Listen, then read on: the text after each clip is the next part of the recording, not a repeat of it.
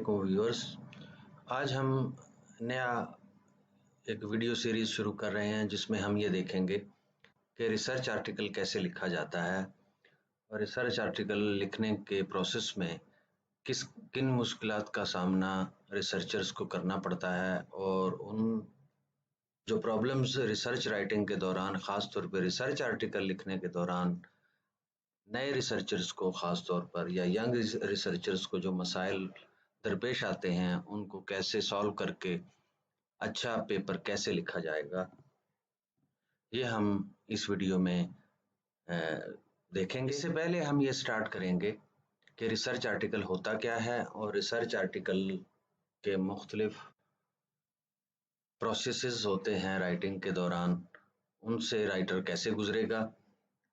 हमें ये पहले देखना है कि रिसर्च आर्टिकल क्या होता है।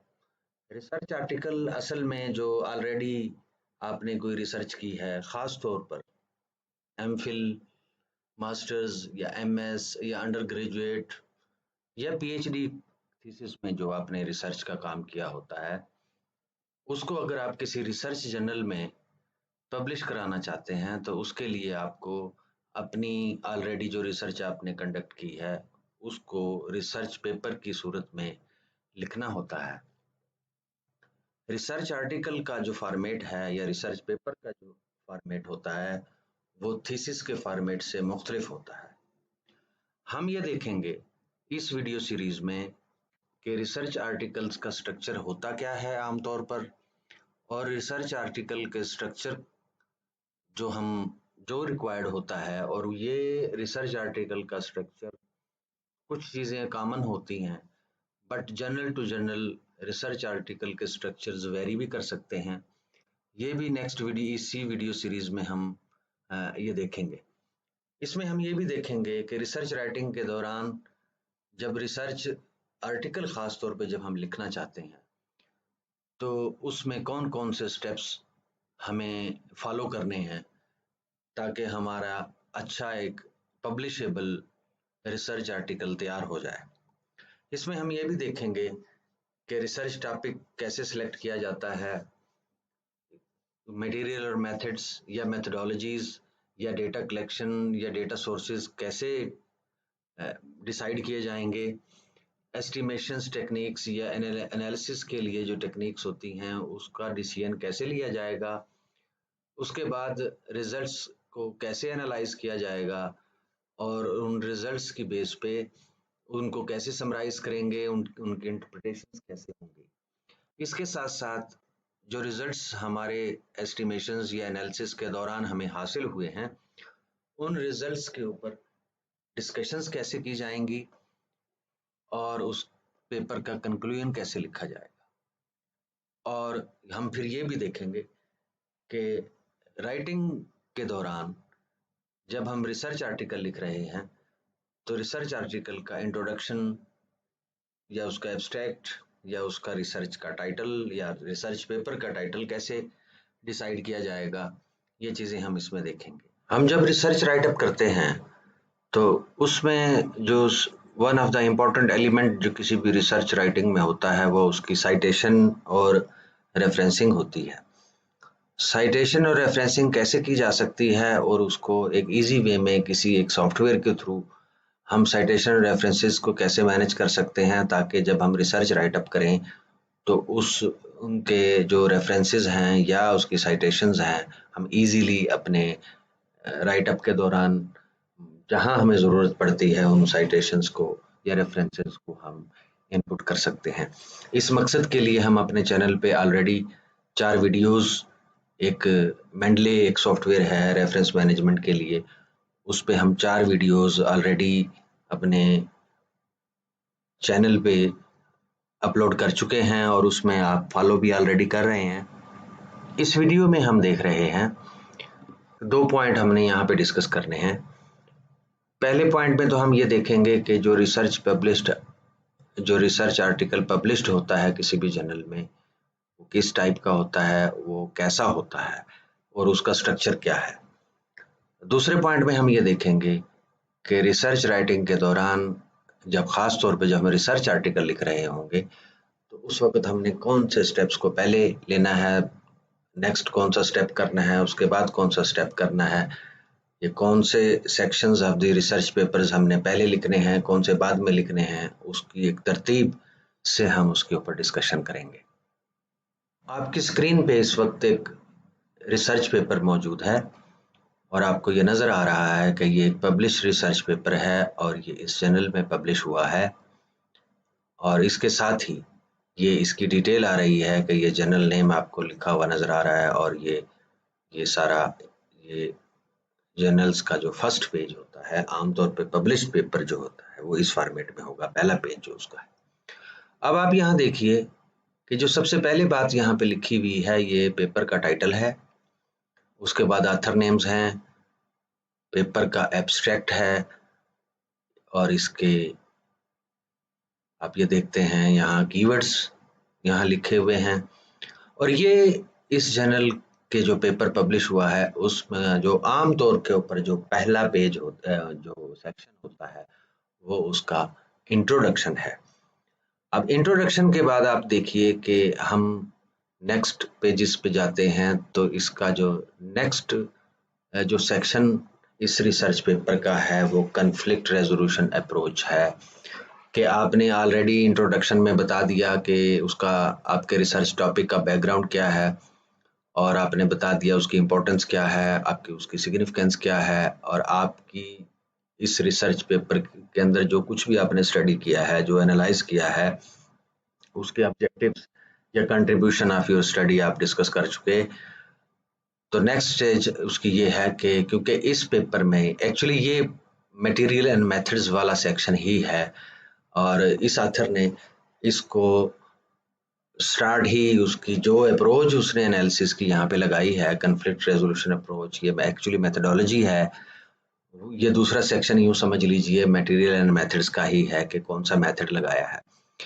नेक्स्ट उसने इस सेक्शन के अंदर आप जाएंगे तो आप देखते हैं कि दूसरे सेक्शन ये अब थोड़ा सा लेंथी है इस पेपर में, तो नेक्स्ट आप जाते हैं तो ये 3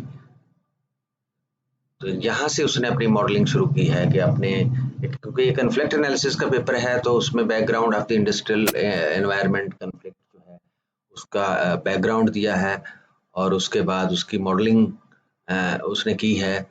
नेक्स्ट फिर उसने इसको इसके रिजल्ट्स एनालाइज कर लिए हैं क्योंकि मेथडोलॉजी ऑलरेडी बता दी गई है और उसके बाद जो भी एनालिसिस किया है उसको रिजल्ट्स को उन्होंने समराइज किया है। रिजल्ट्स को समराइज करने के बाद आप देख रहे हैं कि साथ साथ ही इसके डिस्कशन भी है। इस पेपर का डिस्कशन का सेक्शन नहीं है क्योंकि कुछ जर्नल्स में ऐसा भी होता है कि आप अपने रिजल्ट्स की इंटरप्रिटेशन और अपने रिजल्ट्स के ऊपर जो डिस्कशन होती है वो एक ही सेक्शन में कर लेते हैं। तो उसके बाद जो 5वां इसका सेक्शन है पेपर का वो कंक्लूजन है जो कि आम तौर के ऊपर बहुत से जर्नल्स में ऐसा ही है कि 5वां जो सेक्शन होता है वो कंक्लूजन ही का होता है।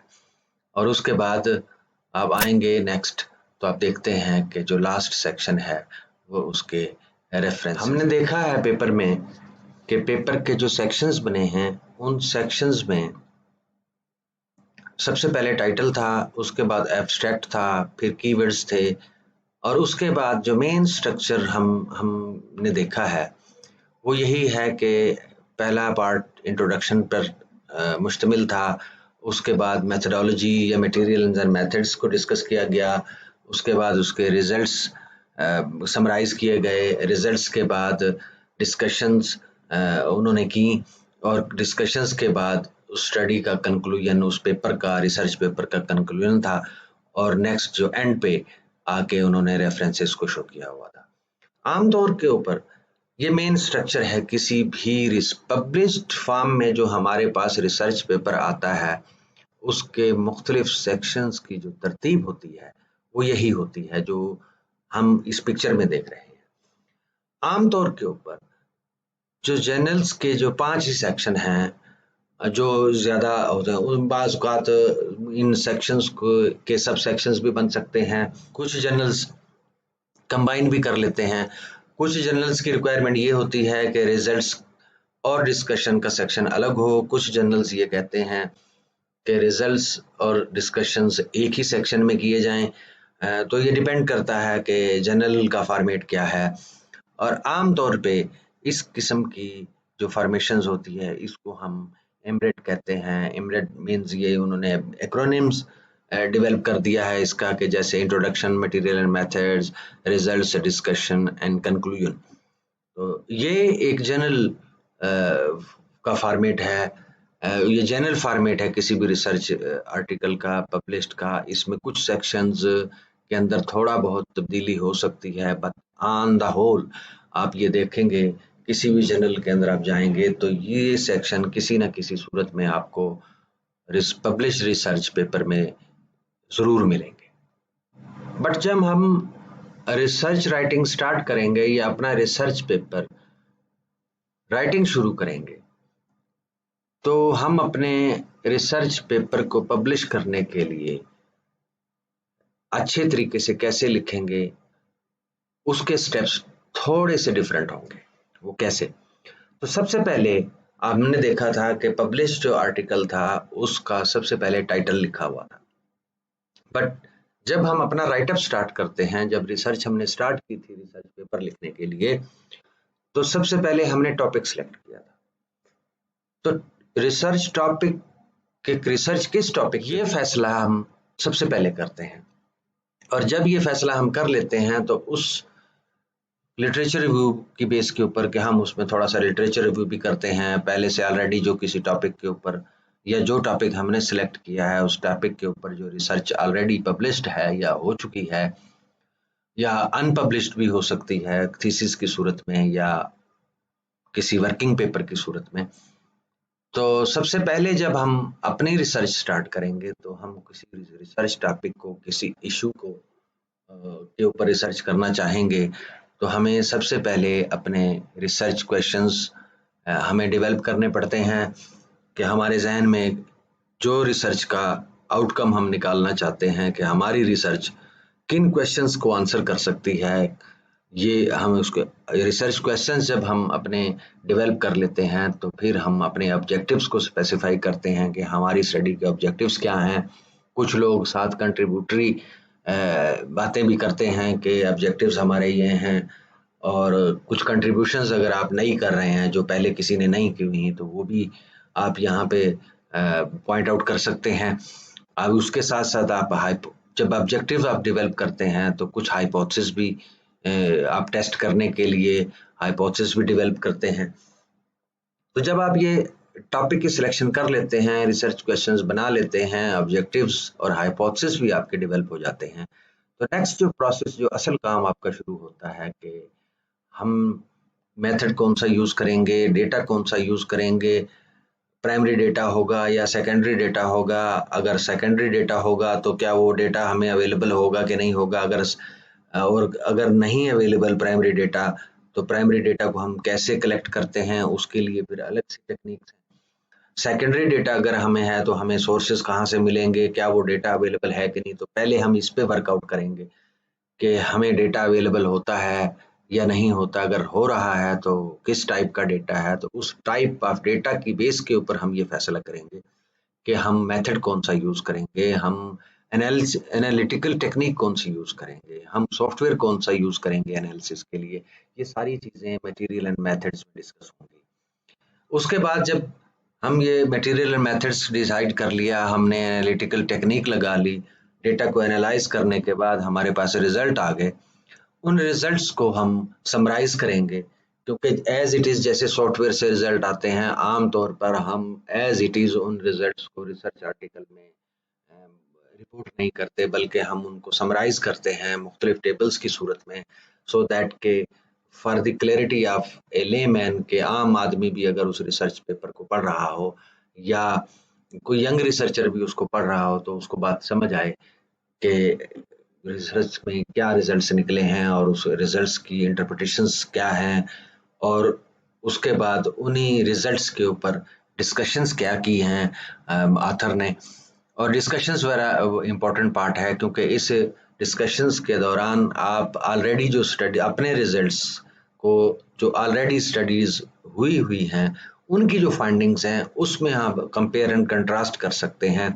अगर आपने कोई नई चीज़ डिस्कवर कर ली है, कोई नया रिलेशनशिप्स, कोई नई बात आपने एक्सप्लोर की है, तो उसको आप कंट्रीब्यूशन के तौर पे ले सकते हैं कि हो सकता है कि पहले कुछ स्टडीज़ में या पहले वाली स्टडीज़ में ये बात डिस्कवर ना हुई हो, तो ये चीज़ें आप वहाँ पे डिस्कस कर सकते हैं। अपने रिजल्ट्स की को सॉलिड आर्गुमेंट्स के थ्रू आप उनको प्रूव कर सकते हैं, करने की कोई लॉजिक डेवलप कर सकते हैं। तो ये सारी बातें आप डिस्कशन में लिखेंगे। तो उसके बाद जो अगला स्टेप है कि जब आपने मटेरियल मेथड, आप पूरी पिक्चर आपके सामने है, क्योंकि मटेरियल मेथड आपने कौन से यूज किए, आपके रिजल्ट्स क्या हैं, उसके ऊपर आप ऑलरेडी डिस्कशन कर चुके हैं। तो आपका नेक्स्ट स्टेप आ जाता है कि आपने कंक्लूजन करना है। तो आप अपनी स्टडी को कंक्लूड करेंगे, तो कंक्लूजन लिखेंगे। कंक्लूजन लिखने के बाद अब ये पहले 4 पॉइंट आप लिखने के बाद मटेरियल मेथड्स लिख लिया, रिसर्च रिजल्ट्स लिख लिए, डिस्कशन हो गई, कंक्लूजन हो गया।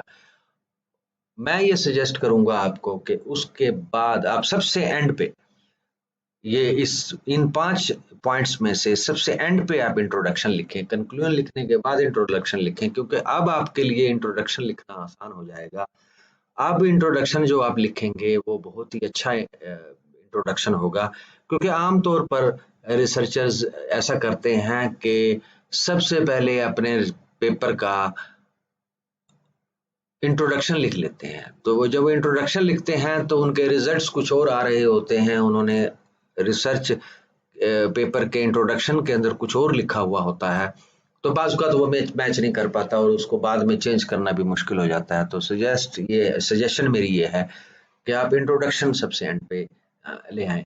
और जब इंट्रोडक्शन भी आपने लिख लिया, अब आपके 5 सेक्शन कंप्लीट हो गए हैं। आपने इंट्रोडक्शन भी लिख लिया, मटेरियल मेथड्स भी हो गए, रिजल्ट्स भी हो गए, डिस्कशन भी हो गई, कंक्लूजन भी हो गया।